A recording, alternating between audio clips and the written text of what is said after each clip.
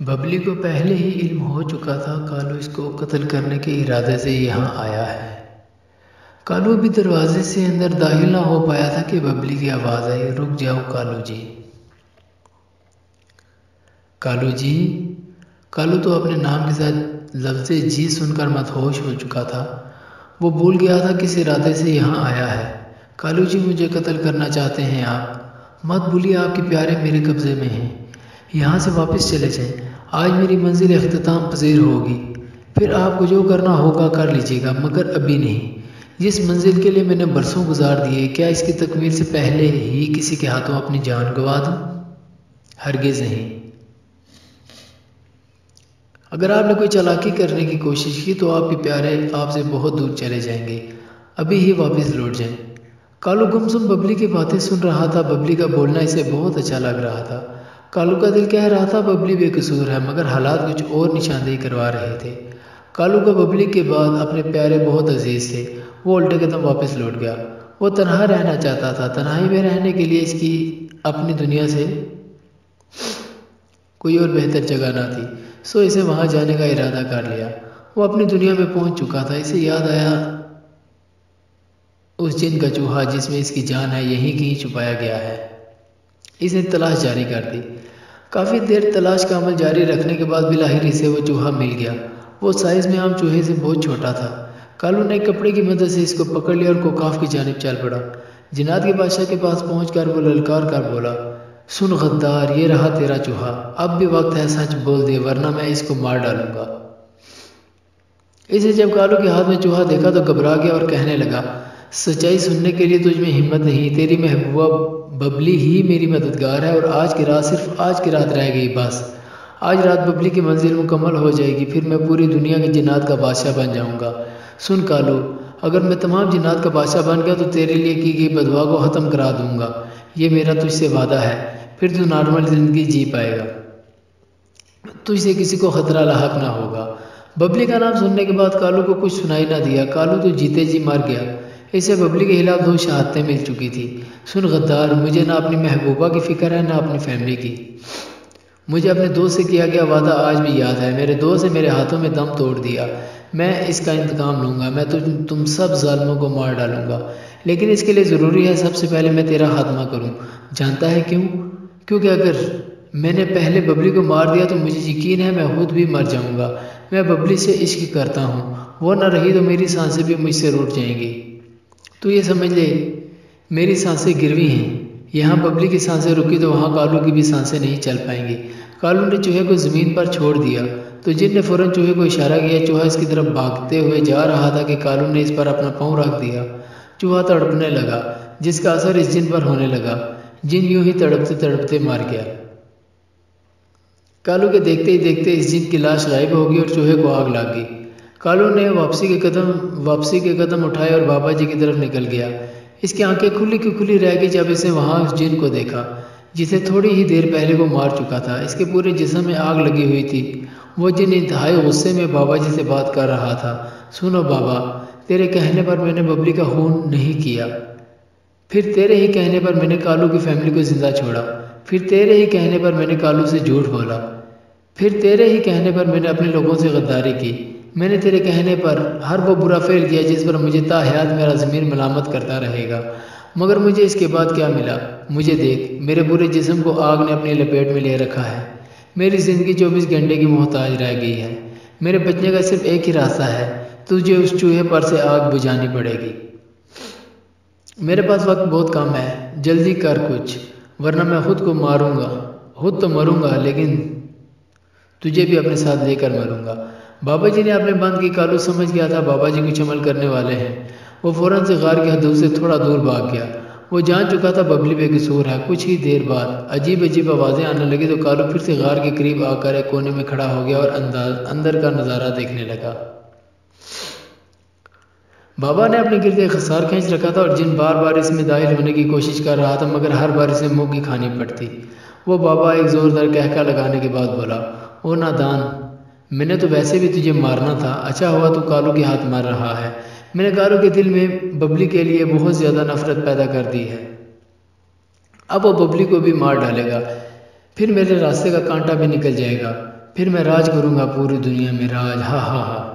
جن کی آنکھوں میں ندامت کے آنسو جاری ہو گئے، بہت خوب دھوکے باز، دھوکے کے بدلے دھوکہ ہی ملتا ہے۔ میں نے اپنے لوگوں کا بھروسہ توڑا، میں نے اپنے لوگوں کے ساتھ غداری کی، میرا انجام تو ایسا ہی ہونا تھا۔ کاش، اے کاش مجھے تھوڑی مہلت مل جاتی تو کم از کم میں اپنے لوگوں سے معافی تو مانگ لیتا۔ بابا نے زہریلی مسکراہٹ لبوں پہ سجائی، پھر کہکا لگاتے ہوئے بولا، ہاں ہاں ہاں بیوقوف، تیرے جسم میں آگ لگی ہے، 24 گھنٹے تک رہے گی۔ جا اور جا کر معافی مانگ لے، میرے سوا ببلی کا کوئی کچھ نہیں بگاڑ سکتا، میرا سوائے ببلی کے کوئی کچھ نہیں بگاڑ سکتا، تیرے جانے کے بعد مجھے کوئی خطرہ نہیں۔ وہ جن سر جھکائے غار سے باہر جا رہا تھا کہ کالو پر اس کی نگاہ پڑی، وہ دھیرے سے بولا، کالو مجھے معاف کر دینا، میں تم سے زندگی کی بھیک نہیں مانگتا، کیونکہ زندہ رہ کر میں کیا کروں گا، میں غدار ہوں اور غدار کی سزا موت ہے۔ کالو مسکراتے ہوئے بولا، دیر آئی درست ہے، تم اپنے گناہوں کی معافی اللہ سے مانگو، وہ بہت ہی رحیم ہے، وہ ضرور تمہارے گناہوں کی بخشش فرما دے گا۔ آؤ میرے ساتھ، میں چوہے پر لگی آگ بجھا دیتا ہوں۔ کالو نے اپنا قول پورا کیا اور جن بچ گیا۔ پھر وہ جن سے مؤدبانہ انداز سے پوچھنے لگا، بتاؤ اس بابا کی حقیقت کیا ہے، اب وہ کیا چاہتا ہے؟ جن نے جواباً کہا، سنو کالو، وہ بابا بہت ہی خطرناک ہے، وہ کالا جادو کرتا ہے، در حقیقت وہ مسلمان نہیں، ہندو ہے، وہ مسلمانوں کو تباہ کرنا چاہتا ہے۔ مجھے آج ہی اس کے ناپاک ارادوں کا پتہ چلا، تبھی میں اتنا پیشیماں ہوا ہوں۔ مانا میں جن ہوں مگر میں بھی مسلمان ہوں، کیا میں کبھی مسلمانوں کا دشمن ہو سکتا ہوں؟ ہرگز نہیں۔ یاد رکھو کالو، تم بابا کا مقابلہ نہیں کر سکتے، صرف ببلی ہی اس کا مقابلہ کر سکتی ہے، مگر ببلی بھی تبھی اس کا مقابلہ کر سکے گی جب اس کی منزل تکمیل پذیر ہوگی۔ مجھے زندہ چھوڑنے کا شکریہ، تمہارا احسان میں عمر بھر نہیں اتار سکتا۔ کالو یاد رکھو، تم پر آنے والی مصیبت آ کر رہے گی، کوئی شخص اس کو نہیں روک سکتا۔ کاش میں تمہارے لیے کچھ کر سکتا۔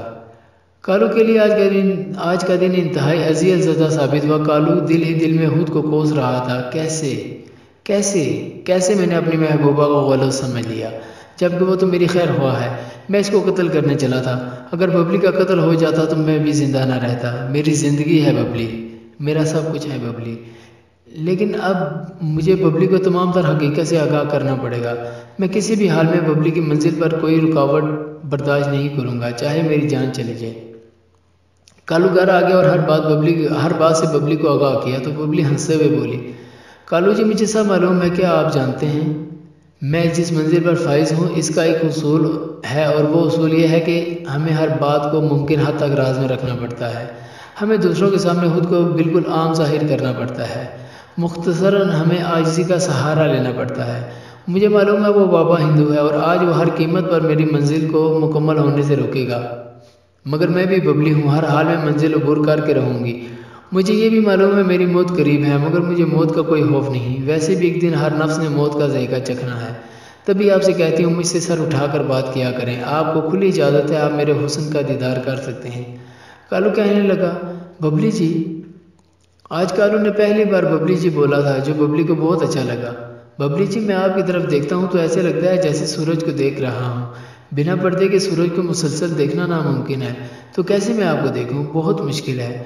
آپ اپنی منزل شروع کیجئے، ہمیں اس کمینے ہندو بابے کو ہر حال میں جہنم رسید کرنا ہے، تاکہ دوبارہ کوئی اور غیر مسلم ہم مسلمانوں کو تباہ کرنے کے بارے میں سوچتے ہوئے بھی ڈرے۔ ببلی نے اپنے گرد خسار کھینچ لیا۔ کالو ضد کرنے لگا، میں آپ کے آس پاس رہوں گا۔ ببلی کے لاکھ سمجھانے پر کالو اپنی ضد پر اڑا رہا تو ببلی کو ماننا ہی پڑا۔ ببلی نے سورۃ الجن کی تلاوت شروع کی۔ 41 بار اسے سورۃ الجن کی تلاوت کرنی تھی، 40 بار وہ تلاوت کر چکی تھی، مگر وہاں اب تک کوئی سانحہ نہ ہوا۔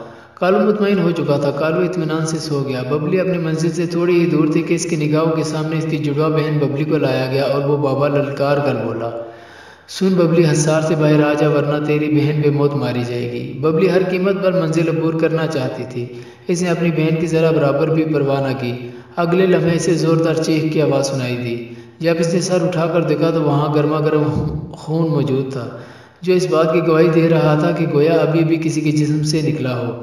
ببلی کی آنکھوں سے آنسو جاری ہو گئے۔ مجھے معاف کر دینا بہن، میں مجبور ہوں۔